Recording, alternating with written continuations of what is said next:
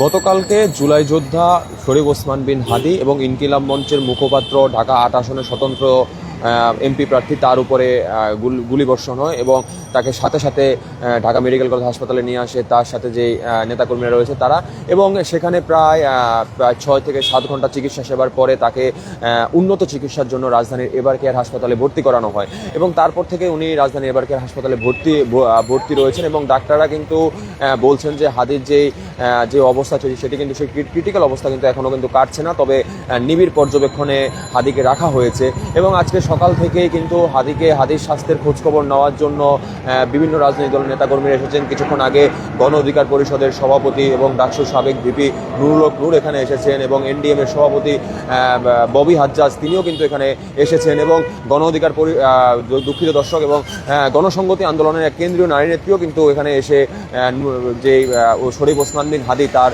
স্বাস্থ্যের খোঁজখবর নিয়েছেন। ডাক্তারদের সাথে পরামর্শ চলছে।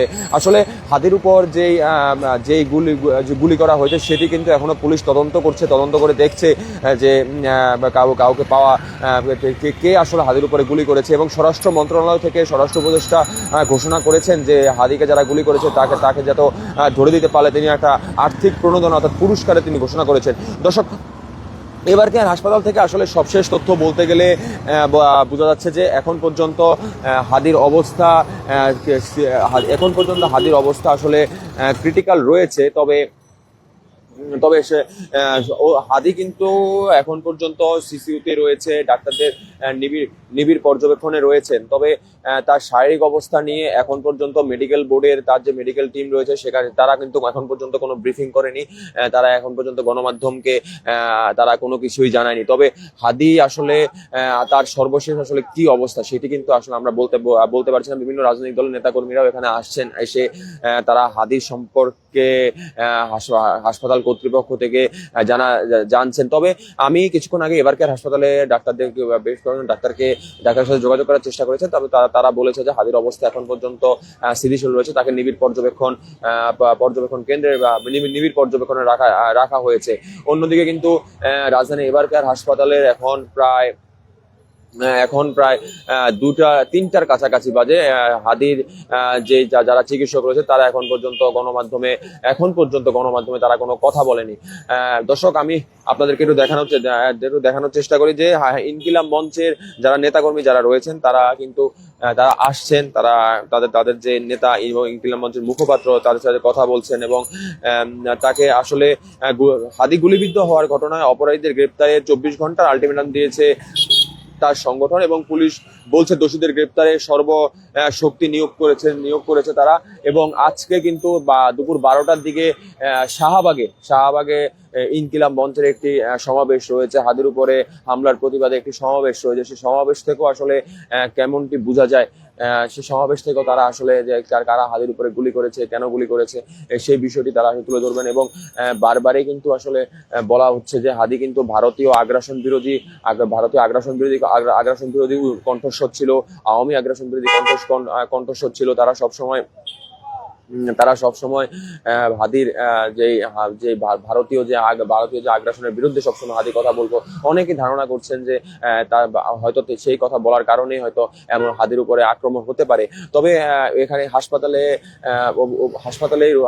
গতকালকে রয়েছেন বিএনপির ভারপ্রাপ্ত চেয়ারম্যান তারেক রহমানের স্ত্রী ডাক্তার জোবেদা রহমান। তিনি কিন্তু গতকালকে রাতে হাদির পরিবারের সাথে কথা বলেছে, হাদির মা বোনের সাথে কথা বলেছে এবং তিনি আশ্বাস দিয়েছে বিএনপির ভারপ্রাপ্ত চেয়ারম্যান তারেক রহমান সবসময় হাদির চিকিৎসার খোঁজখবর রাখছেন এবং তিনি কিন্তু গতকালকে একটি ভিডিও বার্তায় তারেক রহমান একটি ভিডিও বার্তায় হাদির উপরে হামলার ঘটনার তীব্র নিন্দা প্রতিবাদ জানান এবং তারপরে আসলে তিনি ডাক্তার জোবেদা রহমান তিনি নিয়ম করে তার যে শাশুড়ি বেগম খালেদা জিয়ার অসুস্থতার খোঁজখবর নেওয়ার জন্য এবং বেগম খালেদা জিয়ার মেডিকেল বোর্ডের সদস্যদের সাথে সমন্বয় করার জন্য তিনি কিন্তু লন্ডনে গত শুক্রবার তিনি বাংলাদেশে আসার পর থেকে তিনি প্রতিদিন নিয়ম করে এবার কেয়ার হাসপাতালে আসেন এবং তারপরে কিন্তু তিনি এবার কেয়ার হাসপাতালে বেশ কয়েকক্ষণ সময় শাশুড়ির চিকিৎসার দেখভাল করেন। তো দর্শক, আসলে এখন পর্যন্ত হাদির যে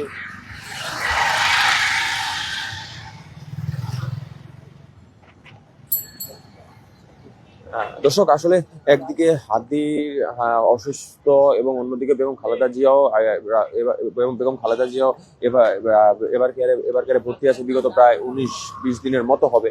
তো সবকিছু মিলিয়ে আসলে রাজধানী এবার কেয়ার হাসপাতালের সামনে যে আইন শৃঙ্খলা ব্যবস্থা এবং যে আইন শৃঙ্খলা ব্যবস্থা সেটি কিন্তু বিগত কয়েকদিনের থেকে আজকে একটু কড়াকড়ি করা হয়েছে এবং যাতে করে হাসপাতালে যাতে অন্য রোগীরা যে আসছেন তাদের চিকিৎসা সেবা যাতে ব্যাহত না হয় দুই দলের নেতা কর্মীদের জন্য, সেটিও কিন্তু আসলে লক্ষ্য রাখা হয়েছে। এবং যেহেতু বিএনপি চেয়ারপারসন বেগম খালেদা জিয়াকে রাষ্ট্রের অতি গুরুত্বপূর্ণ ব্যক্তি হিসাবে ঘোষণা করা হয়েছে, সেহেতু তার চিকিৎসার নিরাপত্তাটা একটু অন্যরকম ভাবে হচ্ছে